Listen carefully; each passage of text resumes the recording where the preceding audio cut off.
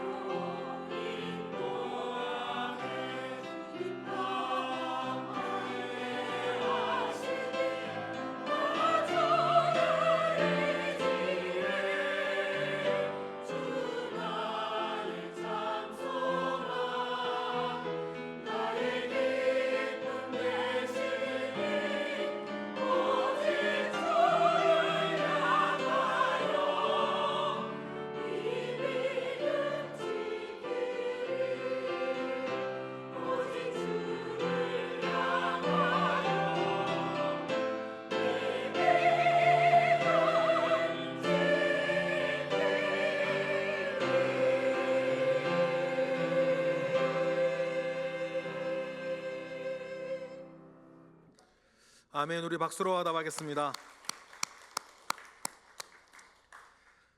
서로 말씀 전에 인사하실까요? 옆에 있는 분들에게 새해 복 많이 받으세요. 다른 분하고도 하겠습니다. 새해 복 많이 받아 믿음의 전성기를 이루세요. 새해 복 많이 받아 믿음의 전성기를 이루십시오. 2025년 우리 교회의 표 신앙 목표는 믿음의 전성기를 이루는 것입니다. 여러분, 전성기가 뭡니까? 반대말로는 쇠퇴기, 암흑기 정도가 될 겁니다. 믿음의 전성기가 뭘까? 내 평생에 믿음이 제일 좋았던 때,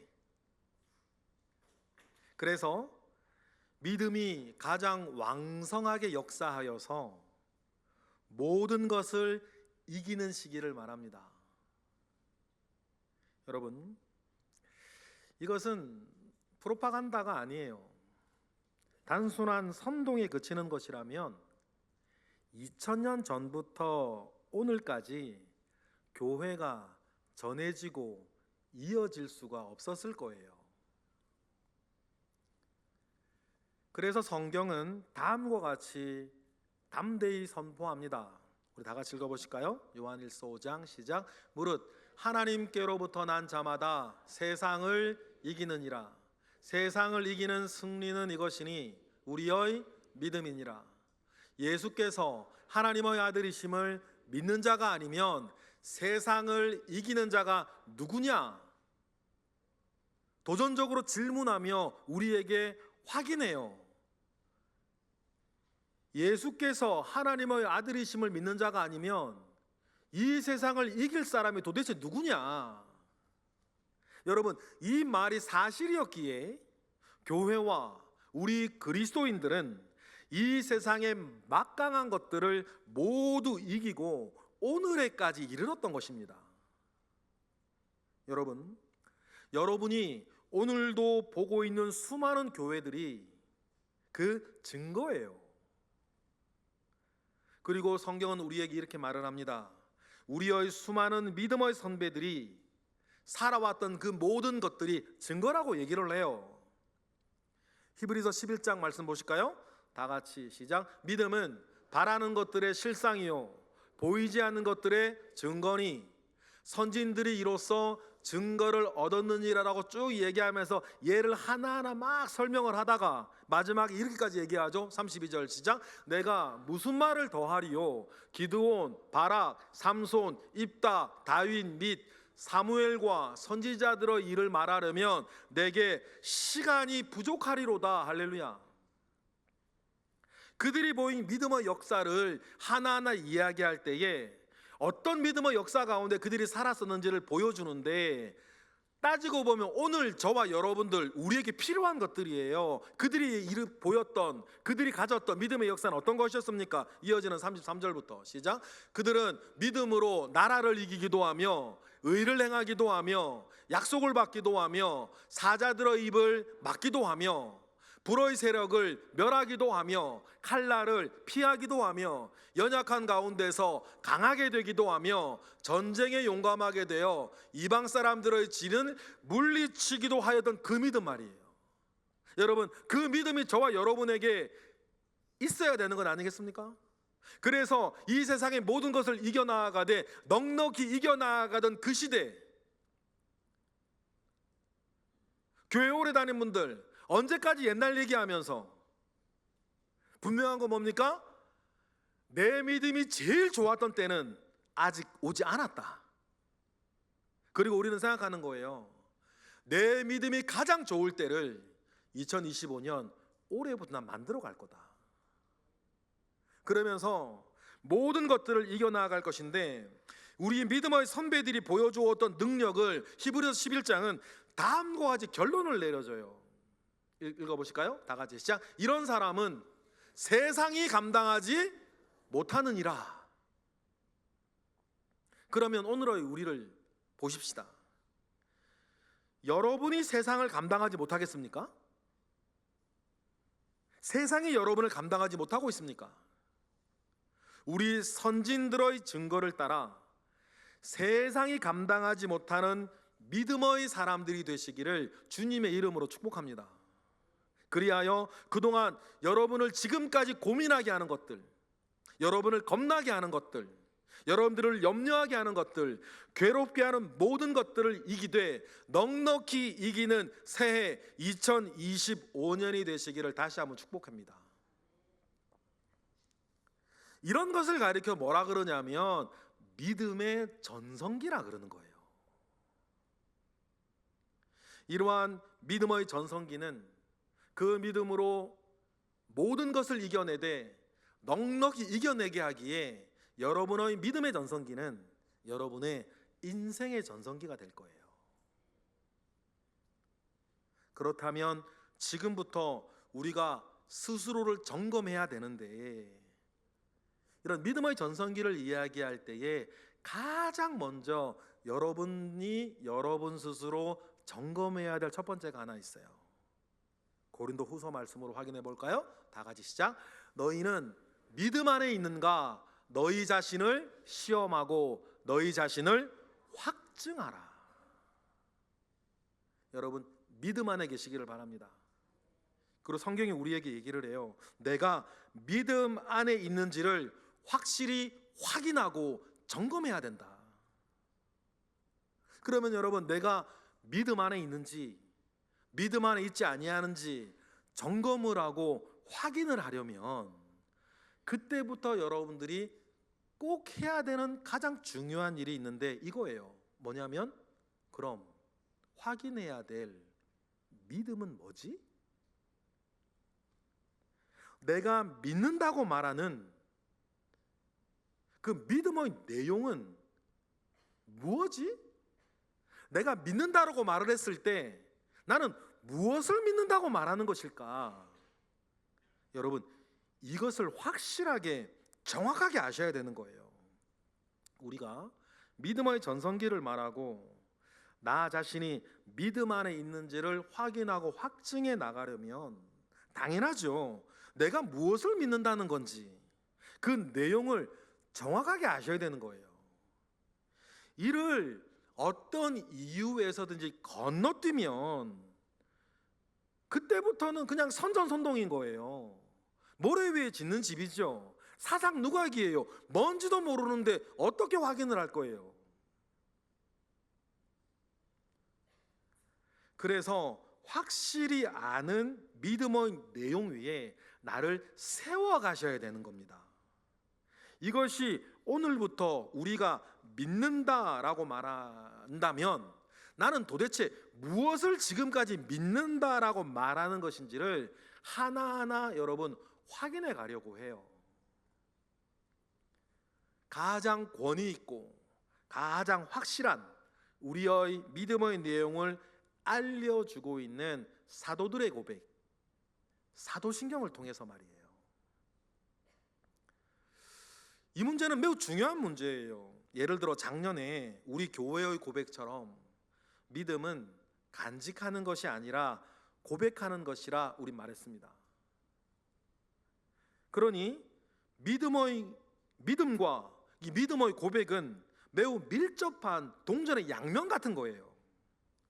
그런 믿음을 고백하는 것이 얼마나 중요하게 주님도 생각하셨는지 오늘 본문 보세요. 8절 다 같이 시작. 내가 또한 너희에게 말하노니 누구든지 사람 앞에서 나를 시인하면 고백하면 인자도 하나님의 사자들 앞에서 그를 시인할 것이다.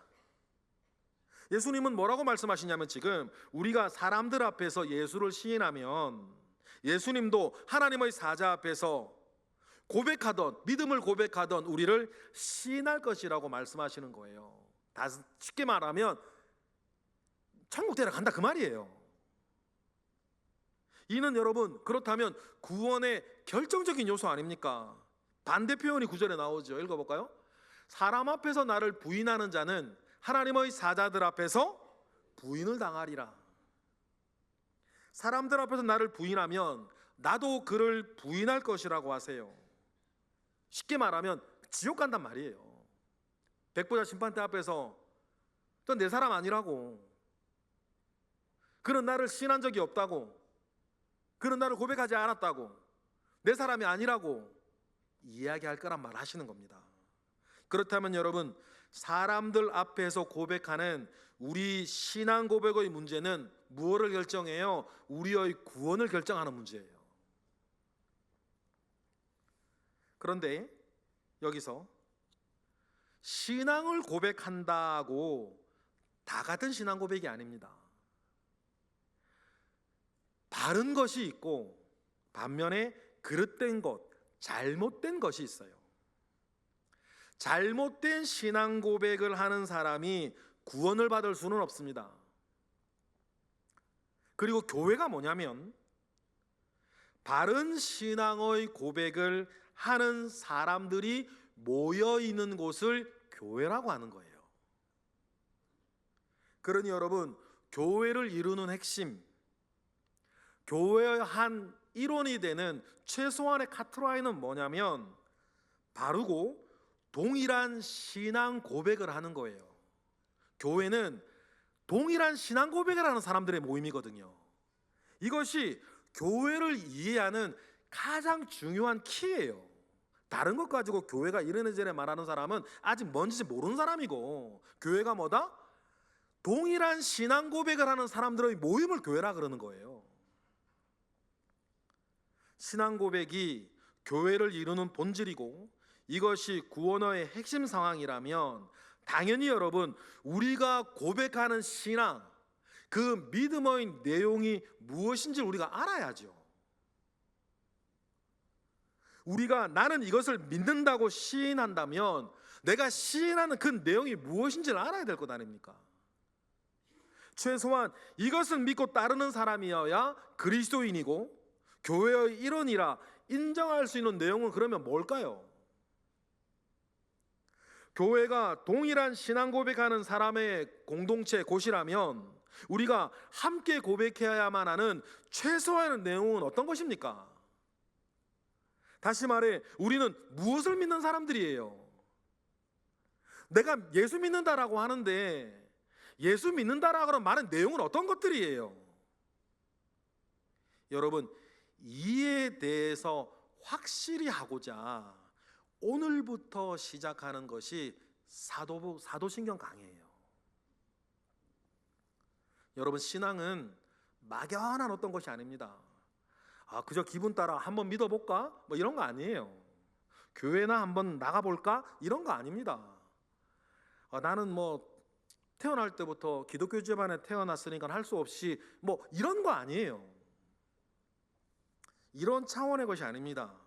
신앙에는 반드시 있어야 할 두 가지 구성 요소가 있다 그래요. 에베소서 말씀으로 확인해 보실까요? 시작.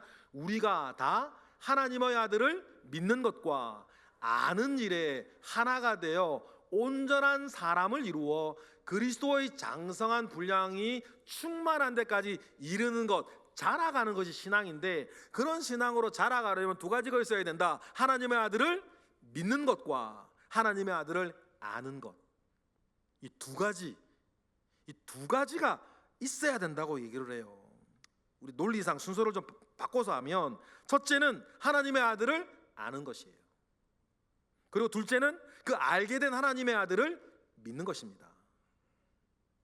이 둘이 하나가 되어 자라나는 것이 바로 신앙이라고 성경은 가르쳐요. 첫째가 뭐라고요?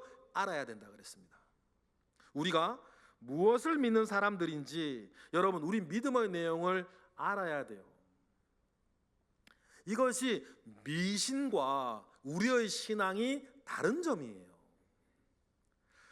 더욱 자세하게요, 면밀하게 여러분, 우리가 무엇을 믿는다라고 말하면 내가 믿는다라고 말하는 내용들이 무엇인지 여러분 더욱 자세하고 면밀하게 여러분들은 알아나가셔야 돼요. 여기 계신 분들 대부분은 다 믿는 분들이시잖아요. 근데 믿는 분들인데 내가 뭘 믿는다고 말하는 것이 뭔지 모른다면 그건 좀 곤란해요. 적절한 예가 이거죠. 장례식에서 실컷 울고 난 뒤에 누가 죽었냐 물어보는 거랑 똑같아. 그러면 그분은 도대체 왜 울었냐고. 동일해요. 믿는다면서요. 그럼 내가 뭘 믿는지는 몰라. 믿음의 내용을 잘 모른다는 거예요. 그런데 교회도 들어온 것처럼 믿는다고 말은 해요. 그런데 정확하게 무엇을 믿는지는 몰라. 여러분, 우리의 믿음도 내용이 채워지지 않으면 맹목적일 수가 있는 거예요. 여러분, 꼭 기억해야 할 것도 하나는 뭐냐면 이 지식은 그냥 쌓여지지 않아요. 시간을 내고 열의를 가져서 지난 2000년 동안 교회가 쌓아온 믿음의 내용들을 차곡차곡 배워가셔야 돼요. 그 시간을 실제적으로 내지 않으면 믿음에 대해서 듣기는 많이 듣는데 믿음의 내용은 잘 모르시게 될 거예요. 두 번째는 믿는 일입니다. 알게 된 지식을 믿고 따르며 살아가는 실천의 문제예요. 이것이 안 되면 역시 여러분 그리스도의 장성한 분량으로 자라지질 않습니다. 머리만 커다래져요. 머리만 커다란데 따르지는 않으면 여전히 불신 이전의 근심과 염려와 비평화와 괴로움과 죄악이 가득할 거예요. 부정직한 그리스도인이 됩니다. 왜냐하면 교회 와서 아닌 척 해야 되니까. 교회의 문법에 익숙한 여러분들은 잘 아시지 않습니까? 어떻게 해야 믿음 좋아 보이는지, 어떤 말을 해야 믿음 좋아 보이고 은혜 충만해 보이는지, 어떻게 행동을 해야 여러분 믿음이 커 보이는지 여러분 잘 아신단 말이에요. 그런데 그 교회의 문법, 익숙해진 교회의 문법을 따라 믿음 좋은 척 말은 할 수 있고 지식은 가지고 있는데 진짜 자기 중심이 따라 그렇게 살지 아니하면 그때부터는 외식하는 부정직한 그리스도인이 되고 본인 스스로 알아요. 나는 정말 무능력한 그리스도인이구나. 그런데 교회에서 듣는 이야기와 내가 살아가는 모습이 너무 간격이 크다 보니까 자기 스스로 무능력하게 느껴지고 이것이 또 오래 가면 다른 사람들도 자기 같은 줄 알아. 그러면서 교회와 믿음과 신앙과 말씀을 은근히 업신여기기 시작하는 거예요. 별거 아니라고. 여러분 그런 얘기 들어보셨죠? 나도 다 해봤는데 별거 아니라고. 교회 안 다니는 사람, 옛날에 교회 많이 다니는 사람들이 나도 믿어봤다고. 교회에서 이것도 해보고 저것도 해보고. 제가 제일 많이 들었던 거 학생회장도 해봤대. 그런데 별거 아니라고. 정말 별거 아닌가요? 정말 별거 아니면 교회가 2000년 동안 이렇게 왔겠습니까? 그 수많은 박해와 그 수많은 핍박과 눈물과 피와 유혹 속에 교회와 왔겠냐고요. 별게 아니라면. 여러분 이와 같이 첫 번째는 아는 것이고 두 번째는 믿는 것이에요. 이 둘을 합해서 고백한다 그러는 겁니다. 그러니 여러분 그 믿음의 고백 가운데 우리는 자라야 돼요. 오랫동안 교회를 다녔는데도 잘하지 못하고 믿음의 내용을 잘 알지 못하는 사람들이 있어요. 그런 분들을 영적인 성인아이, 믿음의 성인아이라 그럴 거예요. 좀 전에 말씀드렸던 것처럼 교회를 오래 다니기는 했어. 그래서 어떻게 말해야 정답인 줄은 알아. 어떻게 말해야 믿음 좋아 보이는지도 알고 어떻게 말하고 행동해야 은혜 충만해 보이는지도 알아요. 그런데 그 매뉴얼대로 하기는 하는데 정작 자기는 잘하지는 못했어. 교회는 오래 다녔죠. 또 착해서 열심히도 했어. 그럼 직분도 받고 교회 오래 다녔으니까 대접도 받고 이렇게 하는데 중요한 건 뭐예요? 영적으로 잘하지는 못했네. 그런 성인아이들이, 영적인 성인아이들이 교회에 많단 말이에요. 의외로. 그러면 그 성인아이들은 특징이 있어요. 이 다음과 같은 특징. 에베소서 4장 14절 다 같이 보실까요? 시작. 이는 우리가 이제부터 어린아이가 되지 아니하여 사람의 속임수 간사한 유혹에 빠져 온갖 교훈에 밀려 요동하지 않아야 되는데 그렇게 되는 사람들 말이에요. 물론 본인이 그렇게 되고 싶어 되는 건 아니에요. 속임수를 속고 싶어 속나, 유혹에 빠지고 싶어서 빠지니까, 시험에 들고 싶어 들어요. 자기가 잘하지 못했으니까 안 그러고 싶은데 그래 되는 거지요. 그러니 여러분 우리가 어린아이처럼 되지 아니하고 믿음 가운데 실제적으로 자라나야 돼요. 어떤 이유에서건 영적으로 자라지 못한 사람은 특징이 또 있어요. 감정과 신앙의 기복이 심해요. 좋을 때는 참 좋은데 안 좋을 때는 나락으로 떨어지는 거예요. 또한 그 사람은 우리 읽은 말씀처럼 사람의 속임수와 유혹에 잘 빠집니다. 말씀보다 이 세상에서 흘러다니는 여러 교훈과 그럴싸한 풍조들에 요동치며 살아요. 얼마나 그러면 성경에 뭐라 그래요? 바울이 귀가 가려워 일만 스승을 두고 사는 사람들 말이에요. 그렇게 살면 믿기는 믿는데 세상 사람들과 다를 게 없어요. 믿기는 믿는데 불신대의 삶과 다를 게 없는 거예요. 여러분 다시 한번, 믿음은 간직하는 것이 아니라 고백하는 겁니다. 말과 삶으로 우리의 믿음을 시인해 가는 거예요. 그러려면 내가 무엇을 믿는지, 내가 무엇을 믿고 따르고 있는지 보여주셔야 돼요. 그래서 주님이 말씀하셨어요. 사람들 앞에서 나를 시인하면 나도 하나님의 사자들 앞에서 너희를 시인할 거라고. 우리가 사람들 앞에서 예수를 시인하고 믿음을 시인하는 가장 확실하고 가장 편하고 가장 쉬운 때가 언제냐면 오늘 같은 이 예배의 자리예요. 특히 예배에는 순서에도 들어가 있어요. 무슨 순서? 신앙 고백 순서. 주님이 말씀하신 대로 사람들 앞에서 나를 시인하는 1차적이고 확실하고 가장 쉬운 자리가 오늘과 같은 공적인 예배의 자리인 거예요.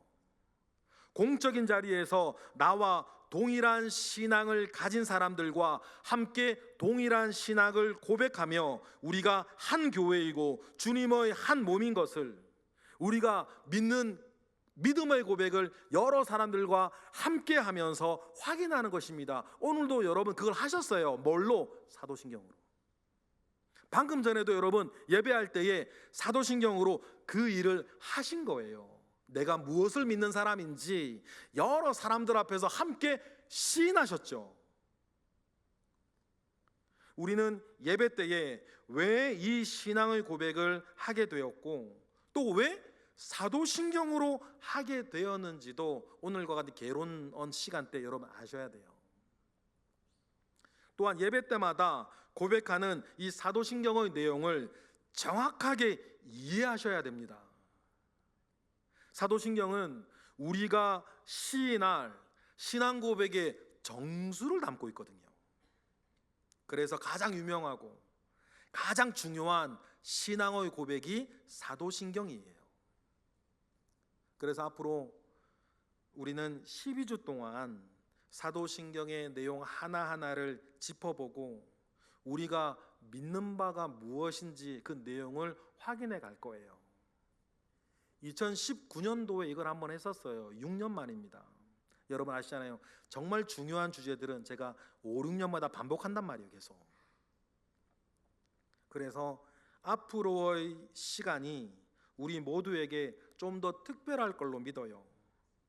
신앙 고백의 시간에 더 큰 은혜가 더해질 줄 믿고 모든 성도들과 더불어 우리의 신앙을 고백하는 것을 통해서 나의 믿음의 내용을 확인하고 공예배에서 확인한 그 믿음의 내용을 여러분의 삶에서도 예배하면서 여러분 다른 사람들에게 자랑하는 은혜가 있기를 주님의 이름으로 축복합니다. 먼저 사도신경은 누가 언제 왜 작성을 했는지 정확하게 알 수가 없어요. 사도신경이라는 이름 때문에 사도들이 작성한 것이라고 생각되어져 왔습니다. 실제로 4세기 로마 인근 소도시의 감독이었던 루피누스는 사도신경 주석서라고 하는 책을 한 권 냈는데 다음과 같이 말을 해요. 사도신경이 사도들이 지었다라고 하는 말을 설명하면서 이런 얘기를 합니다. 오순절 성령 강림 사건 이후 전 세계로 흩어져서 복음을 전해야 할 12사도들이 서로 떨어져서 복음을 전함으로 인해 서로 다른 교리를 전할 위험을 막기 위해서 성령의 영감으로 각각 한 사람씩 하나의 조항을 말한 것을 모은 것이 사도신경이 되었다. 이렇게 기록을 해요. 그러면서 각 사도들이 말했던 한 문장씩도 전해주는데 이렇게 말을 합니다. 먼저 베드로가 말해요. 나는 전능하신 아버지 하나님 천지의 창조주를 믿습니다.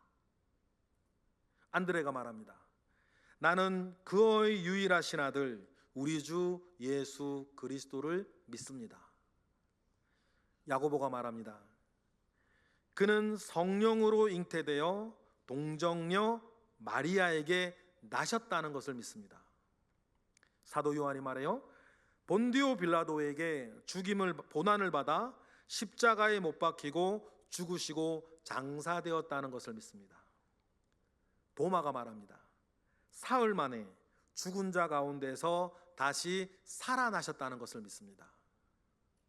알페오의 아들 야고보가 말합니다.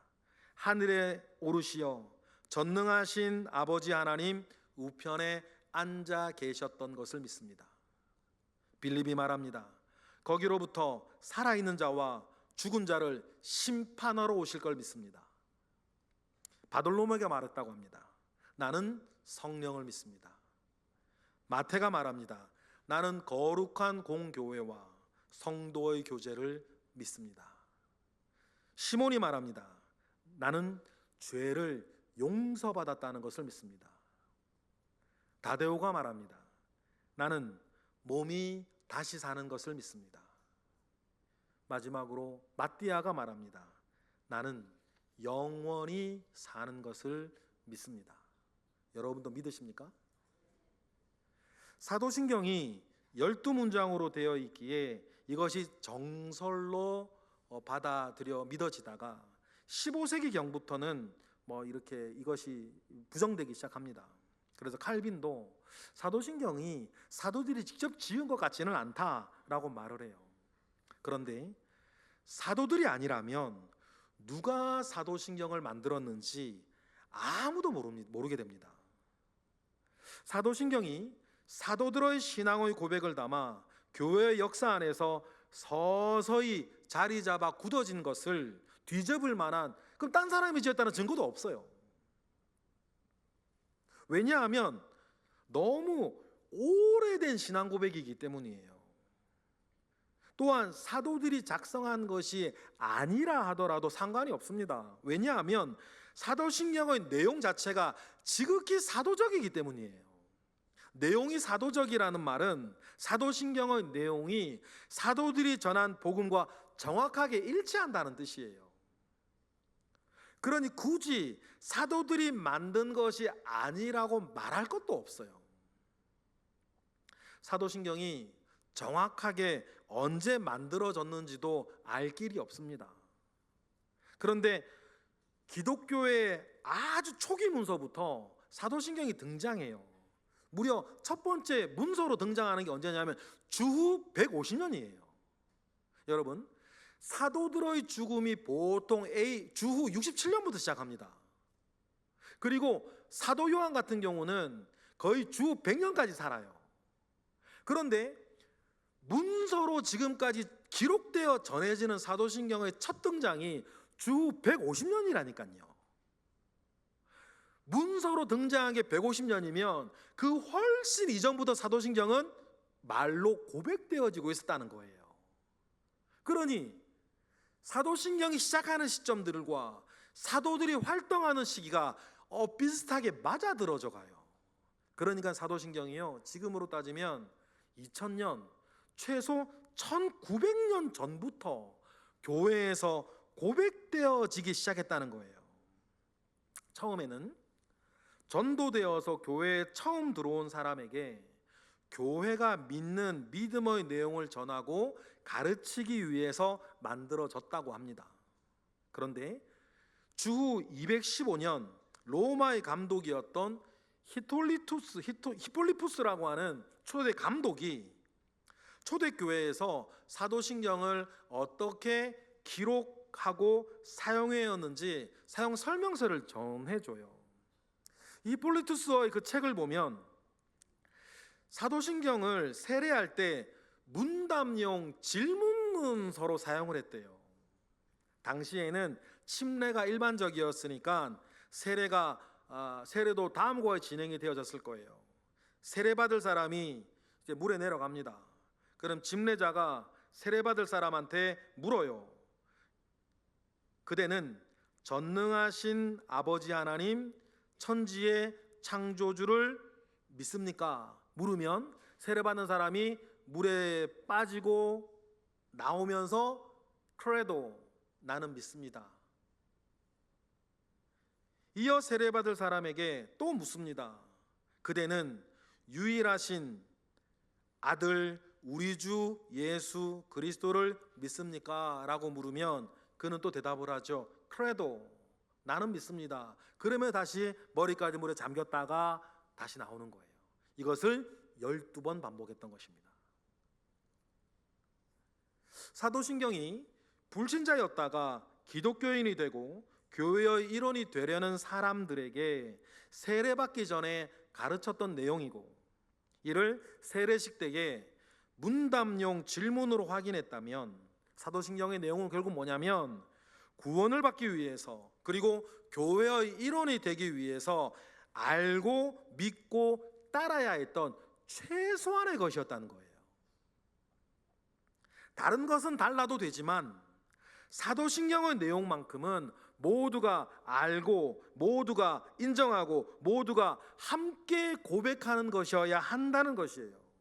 이것이 동일한 신앙 고백의 공동체로 교회를 이루는 최소한의 조건이었다고 초대교회는 생각했던 겁니다. 게다가 신자의 삶에서 세례는 단 한 번 받습니다. 그런데 세례받을 때 했던 문답의 내용을 매주일 예배 때마다 반복해서 고백하게 했어요. 그래서 사도신경이 공예배의 순서에 들어오게 되었고 주일 예배를 드릴 때마다 사도신경을 암송하는 것이 오늘까지 교회의 전통이 된 거예요. 이를 통해서 한 교회를 다니는 모든 성도가 같은 신앙을 고백하고 다른 사람 앞에서 자신의 신앙, 자신의 믿음을 계속해서 고백하게 시인하게 만들어 갔던 것입니다. 그런데 우리가 이것이 오래되다 보니까 처음의 의도를 잊은 채 그저 예배 순서 중에 하나라고 생각하게 된, 그냥 그 정도에 끝나게 된 경향이 우리 가운데 있어요. 그러니 여러분, 우리가 오늘부터는 우리가 왜 예배 때에 사도신경을 외우는지 아셨으니 다음 주일 예배나 예배할 때에 사도신경으로 신앙 고백을 할 때에 이것이 왜 하는지, 왜 지금 이걸 하는지 알고 진실한 고백으로 외우시기를 부탁을 드릴게요.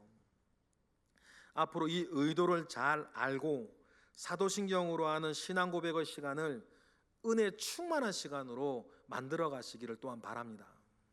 그리고 다시 한번 강조하고 싶어요. 우리는 예배 중에 사도신경을 외우며 내가 가진 믿음을 다른 사람들 앞에, 다른 사람들과 함께 고백하는 것입니다. 한 사람 한 사람의 시인이 모여서 우리 교회에 모인 모든 사람의 동일한 신앙을 매주 확인하는 거예요. 이것이 중요합니다. 왜 중요합니까? 다시 한번 오늘 주님의 말씀 다시 한번 읽어볼까요? 다 같이 시작. 내가 또한 너희에게 말하노니 누구든지 사람 앞에서 나를 시인하면 인자도 하나님의 사자들 앞에서 그를 시인할 것이기 때문이에요.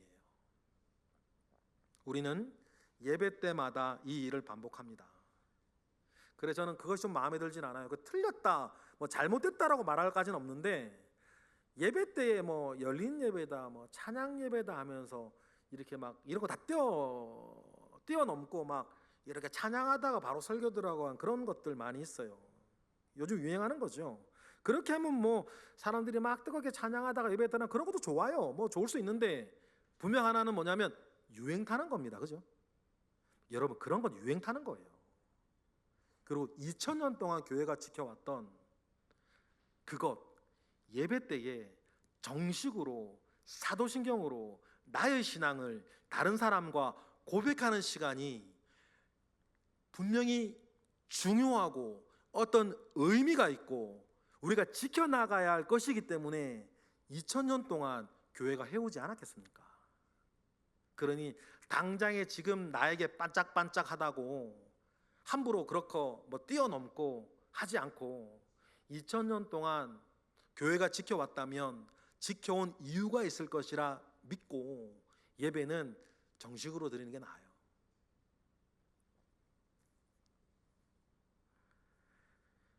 신앙의 고백을 하는 것이 주님이 얼마나 중요하게 생각했고 주님이 기뻐하시던 것이었는지 어느 날 예수님께서 가이사랴 빌립보에 제자를 데리고 가셨을 때, 지금도 성지순례를 가면 그때 가이사랴 빌립보에서 주님이 질문하셨던 그곳을 반드시 가게 됩니다. 그때 주님 제자들이 이렇게 물으셨죠. 사람들이 나를 누구라 하느냐? 세례 요한이라고도 하고 엘리야라고도 하고 선지자 중에 하나라고 합니다 라고 대답을 합니다. 주님이 그런데 그것이 궁금한 게 아니었죠. 주님의 진짜 궁금했던 것은 다음이었어요. 그건 그렇고 너희들은 나를 누구라고 하느냐? 질문하셨지만 그 질문의 대답은 신앙의 고백이 되는 거예요. 그때 베드로가 우리가 잘 알고 있는 너무너무 멋진 신앙 고백을 합니다. 주는 그리스도시요 살아계신 하나님의 아들입니다. 그때 주님이 얼마나 좋아하셨는지, 사복음서를 보면 주님이 우셨다는 내용은 자주 나오는데 주님이 웃으셨다는 내용은 별로 없어요. 그런데 거의 단 한 번 가이사랴 빌립보에서 베드로가 주는 그리스도시요 살아계신 하나님의 아들이십니다 고백할 때에 그 표현이 그래요.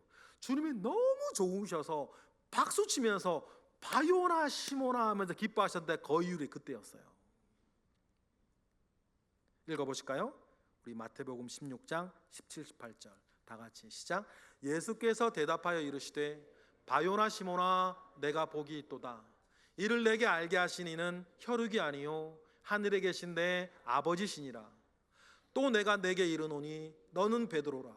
내가 이 반석 위에 내 교회를 세우리니 은부의 권세가 이기지 못하리라. 너무 좋으셨던 하나님께서, 주님께서 박수를 치면서 베드로를 칭찬하시고 그때 주님께서 약속하신 것이 뭐였어요? 교회를 주겠다는 것이었어요. 여러분, 베드로의 신앙 고백 이후에 주님은 말씀하셨습니다. 내가 이 반석 위에 내 교회를 세우리니 이 세상의 어떤 것도 음부의 권세라 하더라도 이 교회를 이기지 못할 것이다. 여러분, 이것이 뭡니까? 교회의 출발이었어요. 그런 여러분, 우리가 그 교회 안에서 우리의 신앙을 지켜나가고 우리의 신앙을 고백해 나아가는 것은 무엇보다 중요하다. 그렇기에 교회는 신앙 고백 공동체요, 동일한 신앙을 고백하는 사람들의 모임이라 말하는 겁니다. 우리가 흔히 믿는 사람이 교회다, 믿는 사람들의 모임 자체가 교회다라고 말할 때 이 말의 의미가 이건 거예요. 그것은 신앙 고백, 동일한 신앙을 고백하는 사람들의 모임이라는 거예요. 그렇다면 여러분, 우리의 바른 신앙 고백은 교회를 이루는 근거가 되고 우리의 구원을 이루는 근거가 될 겁니다. 로마서로 마지막으로 확인해 보겠습니다. 시작. 내가 만일 내 입으로 예수를 주로 시인하며 또 하나님께서 그를 죽은 자 가운데서 살리신 것을 내 마음에 믿으면 구원을 받으리라. 사람이 마음으로 믿어 의에 이르고 입으로 시인하여 구원에 이르느니라. 그 시인으로 구원받은 사람이 모여있는 것이 여기라니까요 지금. 그리고 우리는 예배 때마다 우리가 무엇을 믿는 사람들인지 사도신경을 고백하면서 시인하고 서로 우리가 같은 신앙을 고백하는 사람들이라고 하는 것을, 그래서 한 가족이요 한 몸이라고 하는 사실들을 우리는 매주 확인해 가는 것입니다. 그러니 여러분, 내가 믿는 바가 그럼 무엇이고 교회가 무엇을 믿는 것인지를 기억해야 돼요. 교회를 여러분 하나 되게 하는 것은 여러분의 착한 심령이나 여러분의 양보나 다른 것이 아닙니다. 심지어는 교회를 하나 되게 하는 게 사랑 아니에요. 교회를 하나 되게 하는 것은 여러분이 착해서도 아니고 여러분이 젠틀해서도 아니고 우리가 사랑이 많아서도 아닙니다. 교회를 하나 되게 하는 것은 우리의 동일한 신앙의 고백인 거예요. 신앙의 고백 안에 교회가 하나가 되는 것입니다. 교회 역사상 가장 오래되고 가장 권위 있고 가장 간결하되 가장 중요한 내용만을 담고 있는 사도신경이 우리의 동일한 신앙 고백인 거예요. 그러니 여러분, 이제부터 이 사도신경 12문장 하나하나를 알아나갈 다음 주부터 12주간을 여러분들이 잘 보내셔야 돼요. 그래서 내가 믿는다라고 말할 때 내가 무엇을 믿는다고 말하는 것인지 그 12문장 하나하나를 우리가 순서대로 확인해 가면서 믿음의 내용을 아셔야 돼요. 그리고 믿음 위에 여러분을 세우셔야 돼요. 그래야 믿음의 전성기가 열리는 거 아닙니까? 내가 믿는 바를 확실히 알고 그 위에 나를 세우고 내 삶을 세워나가는 믿음의 전성기의 첫 발을 오늘부터 잘 떼나가시는 우리 모두가 되기를 주님의 이름으로 축복합니다. 기도하겠습니다. 할렐루야. 하나님 감사합니다. 크신 은혜 가운데에 우리와 함께 하옵소서. 믿음의 전성기를 열고자 2025년을 시작했습니다. 믿음의 전성기를 열기 위해서 내가 믿는 바가 무엇인지 믿음의 내용 하나하나를 사도신경으로 확인해 갈 것입니다. 우리의 이 시간 가운데에 주님 함께 하셔서 우리의 모든 것이 믿음 위에 서 있게 하시고 믿음의 전성기를 열어가는 첫걸음이 되게 하시옵소서. 예수 그리스도의 이름으로 기도드렸나이다. 아멘.